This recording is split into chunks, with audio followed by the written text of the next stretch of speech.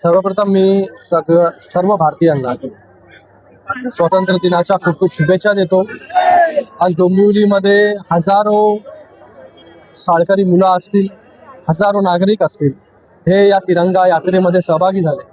आणि हा तिरंगा यात्रा जी होती, ही तिरंगा यात्रेमध्ये सर्वात मोठा ध्वज जो आहे तो या ठिकाणी सर्व नागरिकांनी असेल, शाळकरी मुलांनी जो असेल खांद्यावरती घेतला आणि एक लॉंगेस्ट ह्युमन चेन ही या ठिकाणी या डोंबिवलीमध्ये फॉर्म केली।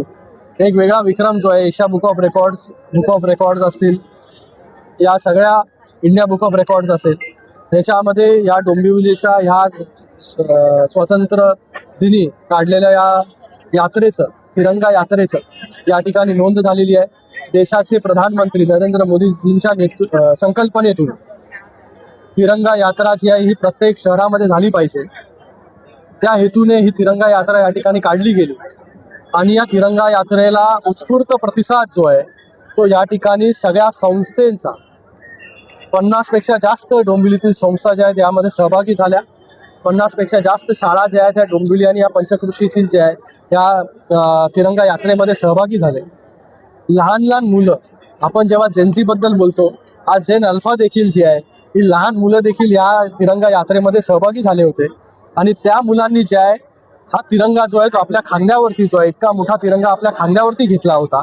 आज फक्त त्यांनी जो आहे हा लॉंगेस्ट आणि बिगेस्ट तिरंगा जो आहे तो खांद्यावरती फक्त घेतला नव्हता, त्यांनी देशाची जबाबदारी देखील जी आहे ती आपल्या खांद्यावरती घेतलेली आहे। आज देशाला स्वतंत्र होऊन जे आहे ते 80 वर्ष पूर्ण झाले। आज देश कुठल्या दिशेने जातोय, आज देशाचं नेतृत्व जे आहे हे नरेंद्र मोदीजी करतायत। कशा प्रकारे गेल्या 12 वर्षामध्ये जे आहे हा देश फ्रजाईल 5 इकॉनॉमीमधून टॉप 5 इकॉनॉमीमध्ये घेऊन येण्याचं काम जे आहे देशाचे प्रधानमंत्री नरेंद्र मोदीजींनी केलं। आज देशाकडे तिसरी मोठी अर्थव्यवस्था म्हणून पाहिलं जातं। US चायना नंतर जो आहे जग भारताकडे पाहत आहे।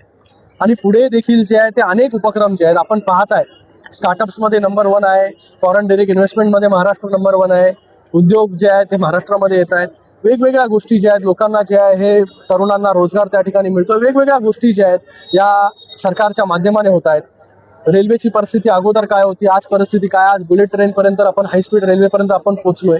रेल्वेची परिस्थिती बदलते, दळणवळणची व्यवस्था बदलते, मेट्रोची व्यवस्था बदलते, त्या सगळ्या गोष्टी ज्या आहेत त्या सगळ्या गोष्टी देशाचे यशस्वी प्रधानमंत्री नरेंद्र मोदीजींच्या नेतृत्वाखाली जे आहे हे आम्ही सगळे लोक काम करतोय।